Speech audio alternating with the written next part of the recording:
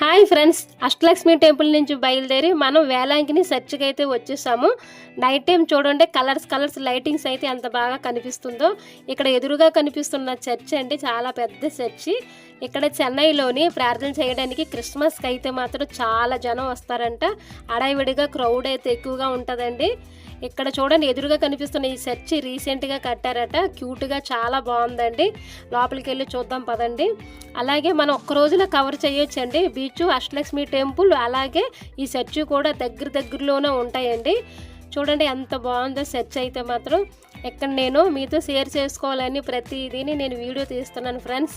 ఇక్కడ మా వాళ్ళు వెళ్ళి ఫొటోస్ తీసుకుంటున్నారు, అలా చూడండి వాళ్ళకి వెళ్ళి. ఓకే ఫ్రెండ్స్, గెస్ట్ హౌస్కి అయితే బయలుదేరుతున్నాం, లేట్ అయ్యింది. మళ్ళీ నెక్స్ట్ వీడియోలో కాంచీపురం అయితే బయలుదేరి వెళ్తున్నాము. అక్కడ ఉన్న టెంపుల్స్ మీతో నేను షేర్ చేసుకుంటాను, అస్సలు మిస్ కాకుండా చూడండి ఫ్రెండ్స్. Okay, bye.